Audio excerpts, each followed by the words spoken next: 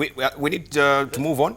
We come to no. We are coming to you. We are coming to you. Just before Mau. No, we're coming to you. Just before Mau, but we're coming to you. I think we don't need to belabor. We've got only half an hour to go. I wanted to say something. And you know that the Mau community held demonstrations in support of government efforts to reclaim parts of the Maasai Mau forest that has been encroached. The evictions have caused a rift among leaders from the Great Rift Valley, with the Ma elders saying the government's current position on the Mau is a landmark decision in the interest of preserving the country's largest water tower. We want to drill deeper into this discussion, but let's just listen to some of the sentiments that they had to say. Narok is the face of Kenya. Kuna kabila zote za Kenya hapa Narok. Lakini haimaanishi we are weak. Haimaanishi sisi ni wajinga. Haimaanishi sisi hatujijali. We have suffered for too long. Na tumekuwa watu watiifu kwa sheria. Our rivers are dry. Our animals are dying every day. Poverty is beyond comprehensible proportions. Our children are suffering day and night. Human-wildlife conflict because of lack of water has escalated. This is an international agreement that the people must be evicted in the Mau forest. Na sisi tunasema kwamba tuna support hiyo program ya serikali, tuna support bwana Natembea, tuna support hata bwana Tobiko. And looking also as a side-by story on the front page of a Standard, of course, this is really driving a wedge in the Rift Valley, and the MPs are there. Just look there. Rift leaders tell off Tuju on Mau evictions. And at the top of the hour, just also Aaron Cheruiyot also told off Ruto, and not Ruto really, but Tuju on this as well. And he said that was a very foolish sentiment coming from the Secretary General of Jubilee Party. You mentioned that, didn't you? Yes, I did. You still stand with that particular statement? Yes, I did. Because I said I have looked for a more dignified word to use on the sentiments that were raised by Raphael Tuju, but I cannot find it because Tuju does not understand the issues. He created a debate in his own head and went ahead to debate it by himself. Because when he tells us that Mau evictions are to go on and the leaders that are speaking against it can air their opinion, but it is personal opinion. That is not government policy. You wonder, what kind of aloofness?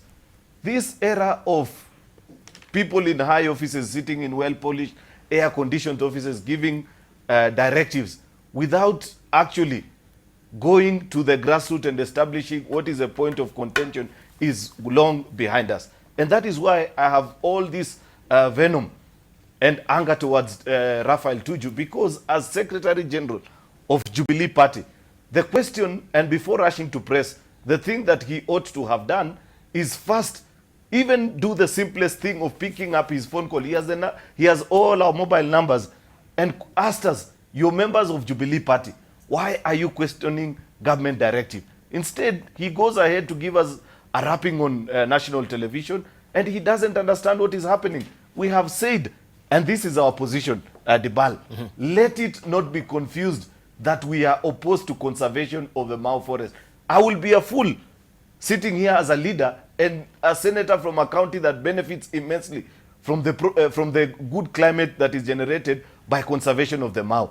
Nobody is opposed to government conservation efforts. But what we are saying is that what is currently happening in the Mau Narok Conservancy area is a misadventure by government. It is a misadventure because government gave out clear instructions to a team led by the county commissioner, who I no longer believe whether he's a county commissioner or a local politician, based on his words and the information that he's putting out to the public. You've just seen how popular he is with the local population and a certain political leaning, and said, please go to Mau Narok and evict everybody that has gone beyond the cut line. That has happened. A good number of people that had gone way beyond the cut line have been evicted. But after that, this team that was tasked with the responsibility has gone ahead and began falling prey into the hands of local political machinations and evicted Kenyans who are genuinely living on their own private land with government title deed. and call it in the name of Mau Conservancy. And you know, the problem that we have is that there is a local sentiment that members from a certain community are not wanted in Narok. And therefore, it is extremely troubling and worrying when you see a county commissioner make the kind of pronouncements that are being made by Narok County Commissioner, Bwana George Natembea, and then CS Raphael Tuju, because there is all this debate whether it's CS or Secretary General, I don't know how to better refer him, jumps into the fray, does not seek to understand. You know, Debarl, it is extremely shocking. The place where we were addressing the media on that Saturday from, I stood on that same field with the president of this country less than 12 months ago, addressing the same residents, asking them that they vote for this government. So are we saying that the president was campaigning inside of a forest? You know, that is a kind of debate that shouldn't be treated with the casualness that Tuju gave it, and that's why I was disappointed with him. So how will you call also the sentiment that were tripping off the tongue of Murkomen? Were they unfortunate? Because you are with him as well. Because you're mentioning the commissioner, weren't you mentioning, of course, Murkomen? What did he say that is what did he say that is wrong? But he's been on the media. He said that, of course, watu wameingia serikali through the back window. We wanted to know who are these people that wameingia serikali through the back window. Was he referring to this particular commissioner? It will be interesting to know from Otiende.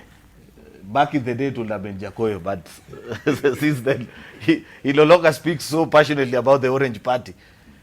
It would have been interesting. It would have been interesting to know if officially, according to Otiende Amollo, Raila Odinga has joined government.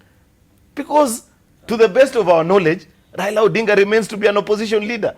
So when we talk about people that have come in to government through the window, these are the people we want to know. Murkomen was clearly speaking about people who do not understand the ethos and the values of the Jubilee Party. What is it that brought us together for us to say, let us work together and form a party called Jubilee? And you've been given perfect examples. So you know, how do they got in through the back window? I've told you, it is a stylistic use of language to mean people who don't understand government policy. It cannot be stylistic when you're actually handling a very inflammatory or a very ticklish issue as land. Yes. Yeah, you need to be very clear. If by saying you came in through the window, it says that when people were walking in and the critical discussion were being made about what is it that will guide us and give us direction as a party, they were not there. All right. You remember when they used to tell us, nilisema weka taya. Nikisema weka taya. I mean taya. Sikusema choma taya. Nilisema weka taya. So this is actually how they are skirting around the issue. Anybody trying to, you know, people are trying to, the last time they used Mau, they damaged Raila's political career. Absolutely. And they are trying to do it again. But this one, this one they won't succeed. This one, I think they are going too far if they try to rope in Raila in this kind of thing. The first question is, who gave title deeds to forest land to individuals? Mm-hmm. That's the first question. That's where the brain started beating us. Who did this illegality? Yes, the owners are holding title deeds. But who did this illegality to give them title deeds to forest land? Mm-hmm. You know, Debarl, if you drive to Eldoret from Nairobi, you'll pass places where you think there's a forest this side and there's a forest this side. But actually, if you walk in, the trees just end a short while later. There's no forest going on. Mm-hmm. So this is just a camouflage. If you overfly, say with a chopper or something, and look down and see the destruction that has happened to what used to be there hardly 10 years ago, what you see on the ground is terrible. In fact, if that is allowed to continue, Kenya is going to become a desert in a very short while. I think what I said before is important. We either industrialize or we perish. The population growth rate is very high. The pressure on the land is too high. We must industrialize and urbanize and remove the pressure from the land. Or else we need to start thinking, do we need to relook at our land tenure system? Is our land tenure system actually fit for purpose for us? Is it the right thing is it the right tenure system we should be using? Perhaps we need a debate on the land tenure system as it is in Kenya, whether it's viable, whether we can actually live with it for another 100 years or whether we need to change it. Right. Otiende. Senator Cheruiyot is engaging in linguistic subterfuge. And actually abusing our intelligence and the intelligence of Kenyans. Even a class 1 child will know that Murkomen and Senator Cheruiyot were referring to Raila Amollo Odinga, and we know that. It's just that the flak is so hot that they would rather now run away from that. On this issue of Mau, I think what I would say is that the chickens have come home to roost. Two things that stand out. One, it demonstrates how politicians can exploit a serious environmental issue. And that is what Dr. Eseli was talking about. It also demonstrates, too, the consequences of a prevaricating government in terms of implementation of policy. When this issue first arose, the entire leadership from the larger Rift Valley, except people like, the late Maasai leader, Olentimama, who came out very close, candidly, all of them tuned the people to believe that it is Raila who was causing the eviction. And the truth of the matter is that it cost Raila a substantial number of votes at that time. Now the government has realized, at that time, the co-government, although Raila was in government, but the larger part of the government was on the other side. And therefore, they conveniently made it a Raila problem and drew away from it. Now they have realized the consequences, and they have to implement it. But now there's no fall person. So they must go and draw Raila from where he is and try and bring him back. But that cannot work. Secondly, it is, I think, interesting that Senator Cheruiyot should now call my constituent, Honorable Raphael Tuju, a foolish man. When all along they had known that he's a wise man, and they have made him the Secretary General of his party, which then led them to claim victory, which they still hold. I think it's an interesting about turn. He must tell us what he has suddenly learned. But more importantly, thirdly, we all know that the decision to move people from the Mau is a cabinet decision. You cannot then say you are in government, led by no less a person than the deputy president. The cabinet makes a decision, then you blame that decision on Raila Amollo Odinga, who he does not sit in cabinet, unless by your own admission you're saying the entire cabinet is foolish. And I think that then would be a very unfortunate thing. The truth of the matter is that Mau is something that should have happened many years ago. All those who have encroached on the Mau should have been moved, and they must be moved now. What we should be debating is not whether they can be moved. What we should be debating is whether they are moved in a humane manner. That is the only thing we must do. And because the Constitution also protects, to a certain extent, and gives you the right to a housing, the right to a humane treatment and all that. That is the only thing. Thank you. But that's not what they're raising. Kimani Wamatangi. Yes, Debarl, I think I would first train my focus on really what is the history of the Mau. And if you remember, Debarl, back during the days of Moi, there was a time when not only all of us, but government intentionally, and let us remember, especially during the creation of the Nyauti zones. Yes. And after that, logging became a serious problem in this country, and everybody was let go in our forests to go and make quick bucks. And within no time, we had no forests, and farmers then followed loggers, and then it became mayhem. The question one would be asking ourselves is when we came to realize how deeply we had fallen into this mess, and I want to pay tribute at this moment as we speak about this to the late Wangari Maathai, because of the fight she put single-handedly with a few of her colleagues against deforestation in this country. And then once we realized that this is where we are, we all made a conscious decision that we have to address the problem.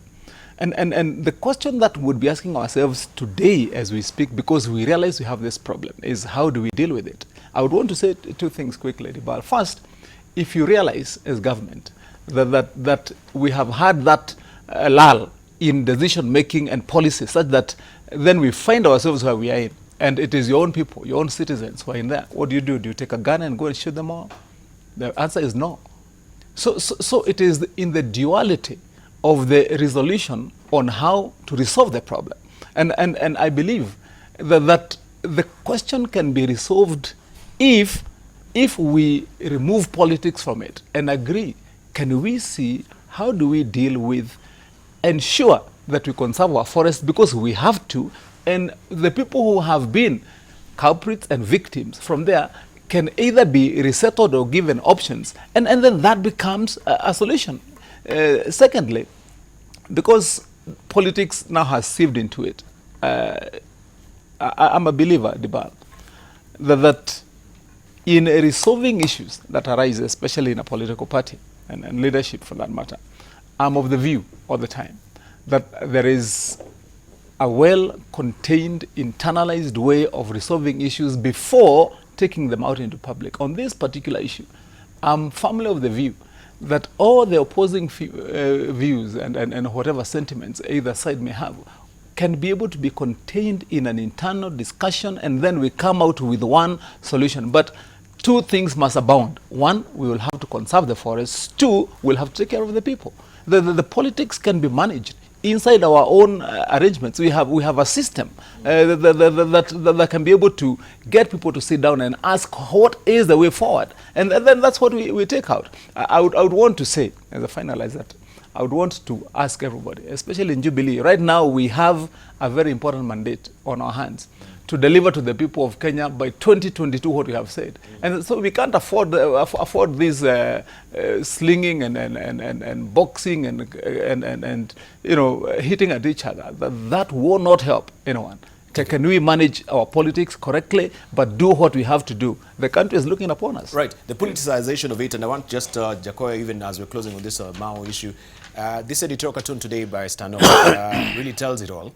Because in 2013, people were saying, we had, if we may just have the political cartoon, please, we had some of the politicians saying that you are here to stay. Who doesn't know that rains come from the skies and not forests? That was before the polls. It was called sun. Then now we have after polls, leave now, you are the reason we don't get rain. Now taking advantage of the gullibility and of course the ignorance of the people. And I just want you to wind up on this of them, because I know this is a developing story. Yes. Yeah, just briefly. We'll come to you. First of all, Senator of Kericho, one of your constituents has sent me a message saying, so you believe Uhuru and Ruto are not working together now? Uhuru is working with crooks.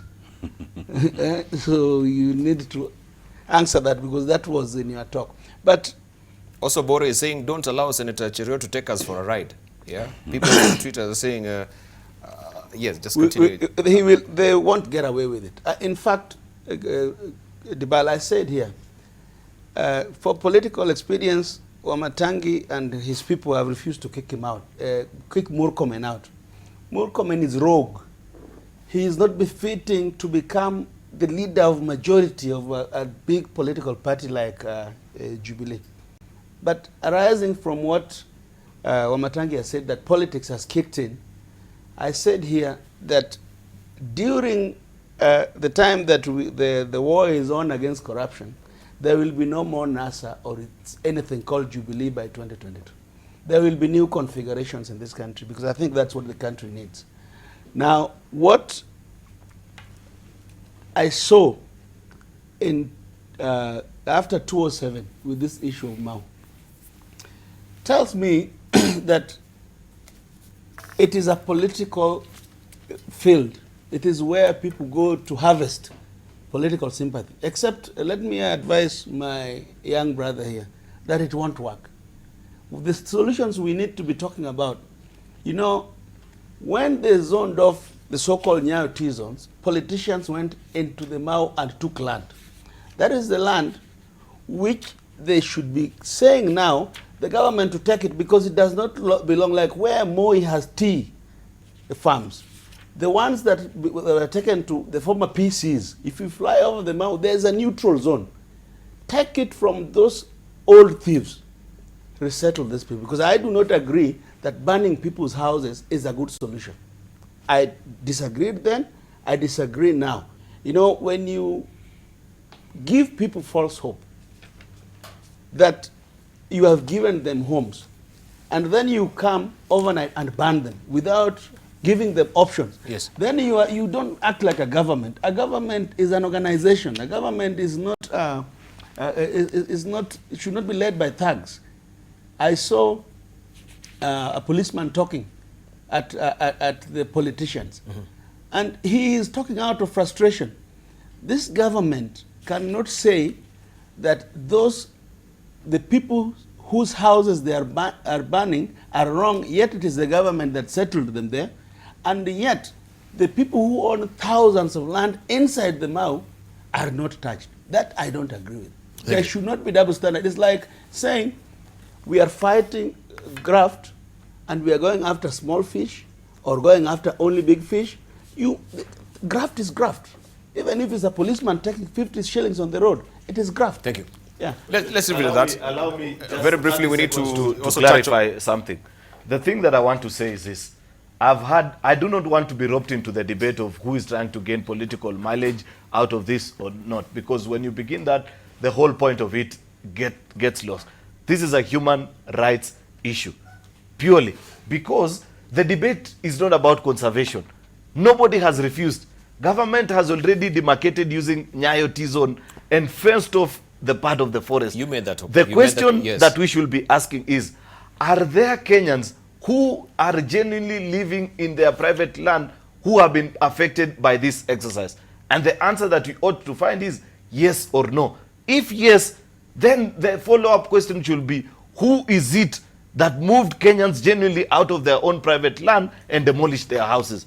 If there is nobody that has been touched, then I will apologize and say to the country, I am sorry, I am wrong. But if there are people who've been genuinely affected and I have gone there, I have looked at it, I challenge all my colleagues here, including Otiende Amollo, to please go and have a look, because it is clearly demarcated. You can see that this is Nyayo T-zone and these people are living way off of the cut line. Thank you. Let's and the question was there's some double standards here. You see, we are trying to conserve the Mau. At the same time, the cabinet has brought a petition to the National Assembly to excise thousands of acres on Mount Elgon forest to settle people. So what are we really doing? Are we talking about environmental conservation? Are we talking about afforestation? Because here we are trying to conserve the Mau. And here we are, the same cabinet that talks with forked tongue has brought a petition to the National Assembly to excise thousands of acres of Mount Elgon forest to settle people. And that land in Mount Elgon, just 1 second, sorry. That I told none other than the president that politicians are divvying up Mount Elgon. So what they are trying to do now is to legalize land which has been given to politicians. When in the last 5 years, that you can't allow that. And Mau is not different from Mount Elgon if it is conservation. Thank you. Yeah. That's why we must really seriously think about our land tenure system. Thank you. If we don't correct our land tenure system, 100 years from now, we'll still be chasing each other with machetes over land.